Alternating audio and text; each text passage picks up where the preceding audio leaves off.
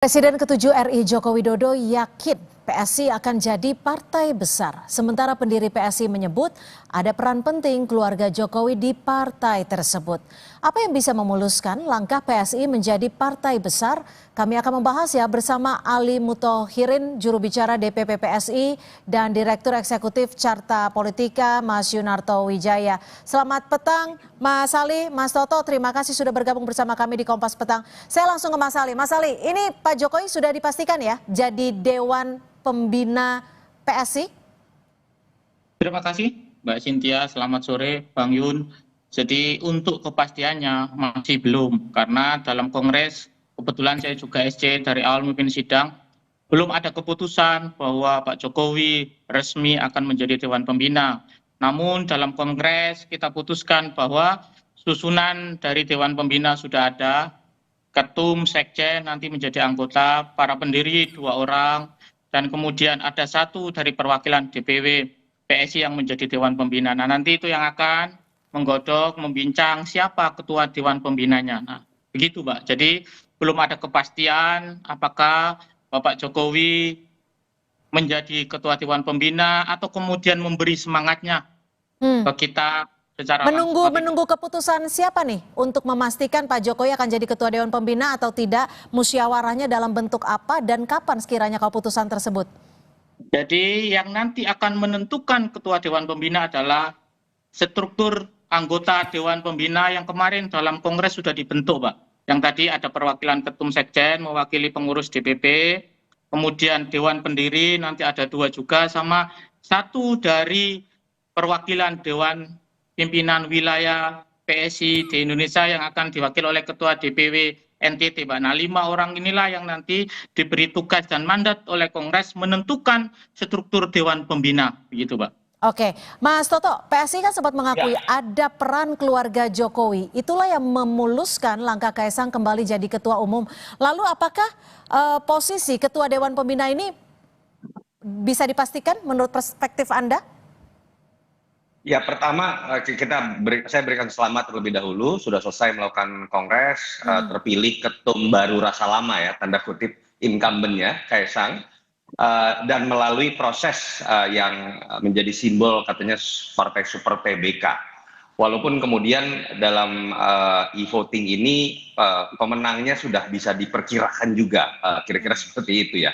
Nah, yang menarik memang ada sebuah hal yang menurut saya kontradiktif, Cynthia, dari statement yang ditegaskan oleh Pak Jokowi dalam pidatonya di hadapan kader PSI dengan statement yang keluar dari Ketua Dewan Pembina saat ini ya, Jeffrey Giovanni. Di satu sisi Pak Jokowi memberikan penekanan mengenai adanya porsi saham yang sama sebagai definisi dari super TBK.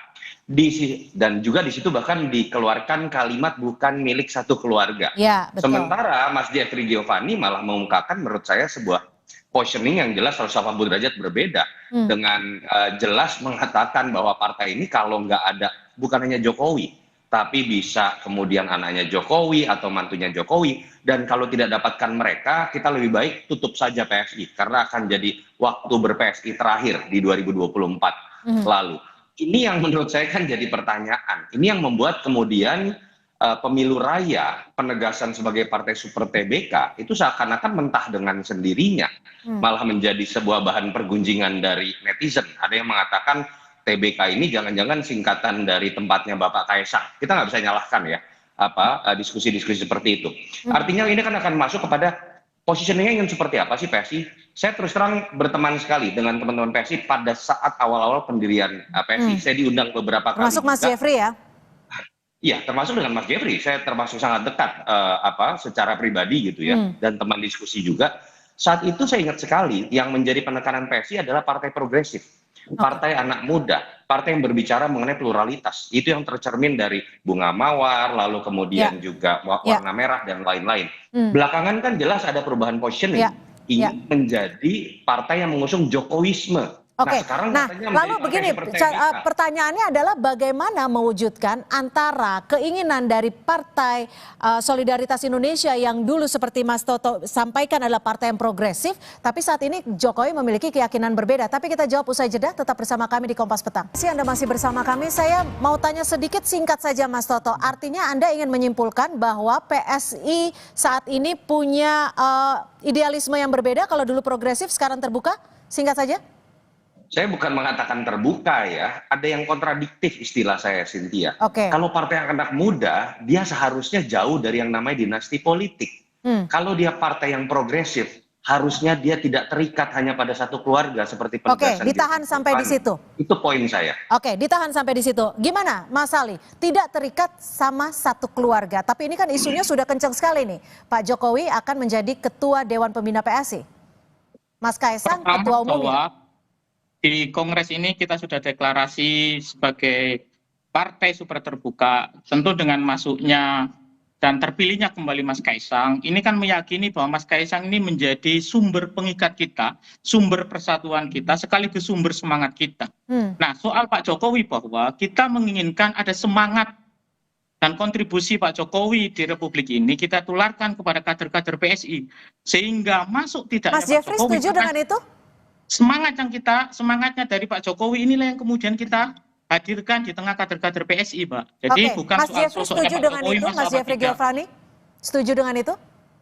Setuju, tentu ini juga kita sudah diskusi semua dan Pak Jeffrey sebagai Ketua Dewan Pendiri juga yang kemarin Dewan Pembina sudah hadir sejak awal mengawal semuanya.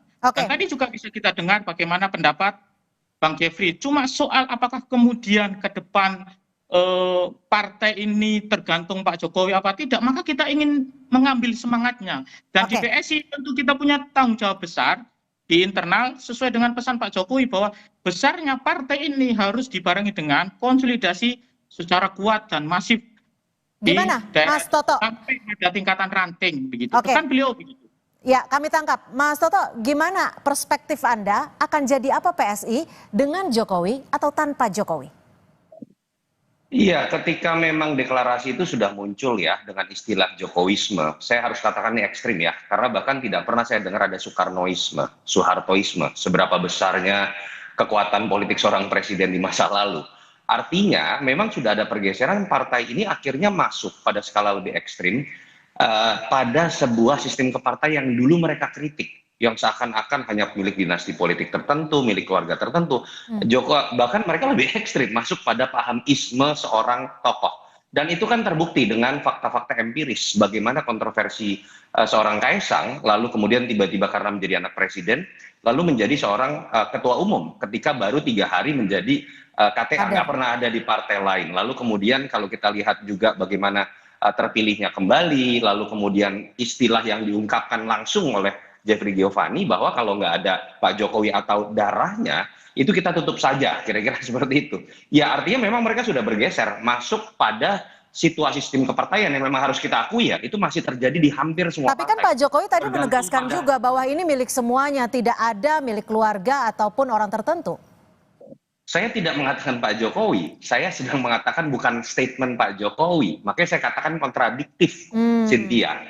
Bahwa apa yang keluar dari mulut Dewan Pembina saat ini, atau apa yang dilakukan oleh partai ini dengan memberikan privilege lebih kepada Jokowi dan keluarganya, ya itu kan artinya menunjukkan bahwa partai super terbuka ini masih sebatas jargon. Dan pertanyaannya kemudian adalah mana yang lebih efektif? Mungkin pada akhirnya PSI melihat, oh sepertinya bangsa ini masih feodal, pemilihnya masih lebih melihat sosok, bahwa kekuatan Jokowi masih besar. Apakah ini bisa dilihat sebagai strategi yang lebih realistis? Mungkin iya, tapi kan juga harus dilihat lebih mendalam. Pertanyaannya apakah betul Pak Jokowi seutuhnya masih menjadi magnet elektoral ketika yang berkuasa sudah bukan lagi beliau? Pertanyaan kedua, apakah Kaisang kemudian bisa dianggap menjadi simbol dari keberhasilan Jokowi? Kan terbukti orang pada akhirnya misalnya melihat Gibran tetap berbeda dengan Jokowi yang memiliki latar belakang dan pengalaman politik yang berbeda. Kalau saya melihat pencapaian elektoralnya mungkin masih akan gambling dengan pilihan seperti ini, tapi PSI sudah meruntuhkan identitas dan positioningnya yang awalnya itu sangat baik, sudah diletakkan sebagai partai progresif dan anak muda. Itu yang saya sayangkan.